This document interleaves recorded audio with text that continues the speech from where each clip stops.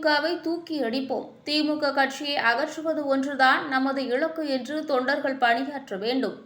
நன்றி அறிவிப்பு பொதுக்கூட்டத்தில் பிஜேபி மாநில பொதுச் செயலாளர் ராம சீனிவாசன் பேச்சு. நாமக்கல் மாவட்டம் குமாரபாளையம் பேருந்து நிலையம் அருகில் நரேந்திர மோடியை 3ஆம் முறையாக தேர்ந்தெடுத்த மக்களுக்கு நன்றி அறிவிப்பு பொதுக்கூட்டம் பாரதிய ஜனதா கட்சி நாமக்கல் மேற்கு மாவட்டம் சார்பில் நடைபெற்றது. பொதுக்கூட்டத்திற்கு சிறப்பு விருந்தினராக மாநில பொதுச் செயலாளர் ராம சீனிவாசன் கலந்து கொண்டு பேசினார். வராது நினைச்சுட்டு என்ன செய்ய போறீங்க? No use. வருமா வராதா என்பதை தேர்தல் நேரத்தில் பார்த்துக் கொள்ளலாம், தலைவர்கள் பார்த்துக் கொள்வார்கள். இந்த குமாரபாளையம் சட்டமன்றத்தில் பாரதிய ஜனதா கட்சி தனித்து நின்றாலும் வெற்றி பெறும் சூழலை உருவாக்குவதுதான் நமது கடமையை தவிர கூட்டணி வருமா வராதான்னு ஏங்கிக்கிட்டு இருக்கிறது நம்ம கடமை இல்லை, நம்ம வேலையும் அது இல்லை. தனித்து நின்றாலும் வெற்றி பெறணும். பவானி சங்கமேஸ்வரனுடைய சாட்சியாக வைத்துக் கொண்டு அந்த பணியை நாம துவங்கணும். இந்த சட்டமன்றத்தினுடைய ஒவ்வொரு வீட்டுக்கும் செல்வேன், ஒவ்வொரு வாக்காளரையும் சந்திப்பேன், ஒவ்வொரு கிளையும் வலுப்படுத்துவேன். நரேந்திர மோடியின் திட்டங்களை நான் ஒவ்வொரு கிளைக்கும் கொண்டு செல்வேன், ஒவ்வொரு கிராமத்துக்கும் கொண்டு செல்வேன்.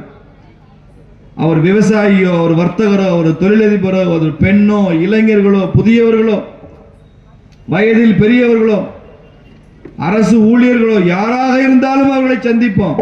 அவர்களை பாரதிய ஜனதா கட்சிக்கு ஆதரவாக அணிவகுக்க வைப்போம். எவ்வளவு பெரிய சாம்ராஜ்ய அதிபதியாக இருந்தாலும் மக்களாட்சியில மக்கள் சக்திக்கு முன்னால் அவங்க மண்டியிட்டாகணும், மக்கள் வாக்குக்கு முன்னால் அவங்க மண்டியிட்டாகணும், தலைவணங்கி ஆகணும். அந்த ஜனநாயக பெருமையை உணர்ந்து தீய ஆட்சியை தூக்கி அடிக்கணும்.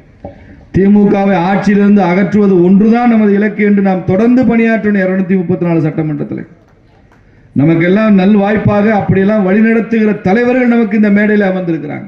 அண்ணன் ராமலிங்கம் அவர் உட்பட, உங்கள் மாவட்ட தலைவர் உட்பட பெண் சிங்கங்கள்லாம் இங்கே உட்கார்ந்துருக்கு. இதுக்கெல்லாம் வழிகாட்டுவதற்கு, வேலை செய்வதற்கு.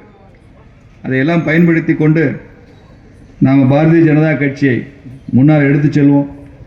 இந்த ஜென்மத்தில், என் வாழ்க்கை காலத்தில் என் கண்ணு முன்னால் இந்த பாரதிய ஜனதா கட்சியை ஒரு அங்குலமாவது உயர்த்தி விட்டு தான் என் பணி ஓயும்னு முடிவு செய்யுங்க.